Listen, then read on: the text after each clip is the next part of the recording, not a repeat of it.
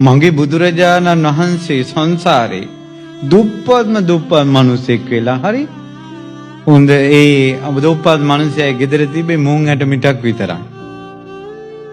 වීදියේ දානයක් දෙනවා කියලා ආරංචියට එකල වැඩ හිටියේ මම හිතන විදිහට විපස්සී බුදුරජාණන් වහන්සේ මතක හැටියට. විපස්සී බුදුරජාණන් වහන්සේ ශ්‍රාවක සංඝයාත් එක්ක පිණ්ඩපාතේ වඩිනවා. මේ වීදි දාණයට. ඒතර ඒ වීදියේ ඉන්න මිනිස්සු තමයි දානෙ ගේන්නේ. හැමෝම සිටුවරු රම් වාදනයේට ගේනවා, රිදී වාදනයේට ගේනවා. එක එක කෑම. දුප්පත් මිනිස්සයා මුං ඇට මිටක් තම්බලා අරන් ආවා. අර රාජ භෝජන මැද මුං ඇටත් දැන් බෙදන්න පුළුවන්. දැන් හිතන්නකො මෙහිම ඔන්න කවුරු හරි කෙනෙක් දානයක් බෙදනවා.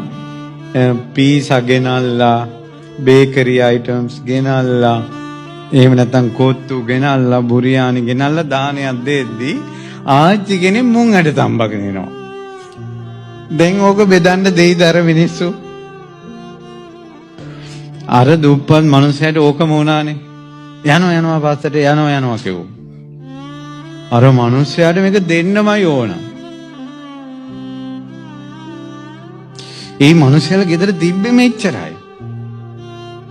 මේ දැන් බුදුරජාණන් වහන්සේ අර විදිහට වඩිනවා.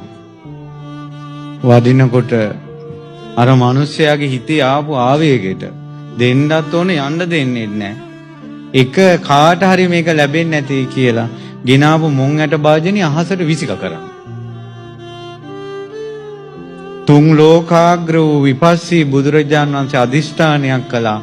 එක මුං ඇටේ ගාන එක එක රහතන් වහන්සේලාගේ පාත්‍ර වලට වැටේවා කියලා අදිෂ්ඨාන කළා.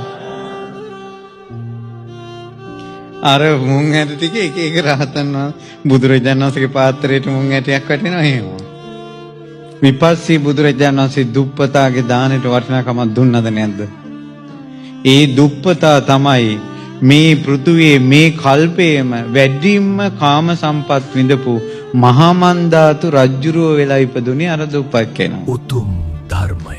මහා මන්දාතු රජුරුව මේ පෘථුවියේ සක්විති රජ වෙලා ඉඳලා ඒ සැප මදි වෙලා චාතුම් මහරජක දිව්‍ය ලෝකයේ සැප විඳලා ඒක මදි වෙලා තවතිසාවෙන් භාගයක් පාලනය කළා.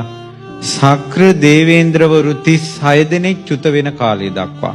සක්දෙවිඳුට ආයුෂ අවුරුදු 3,60,00,000යි. 3,60,00,000 ඒවා 36න් වැඩි කරන්න. එච්චර කාලයක් දිව්‍ය ලෝකේ මනුෂ්‍ය ශරීරයෙන් සැප වින්දා විපස්සී බුදුරජාණන් වහන්සේට මුං ඇටයක් පෝයාක රූපින් බලෙන්. හොඳ සද්ධාවෙන් තියෙන දෙයක් දන් දෙන්න පින්වතුනි. අනුකරණය කරන්න යන්නේ නැතුව මහා ලොකුවට අර ණය වෙලා රටට ලෝකෙට එහෙම නැතුව පුළුවන් විදිහට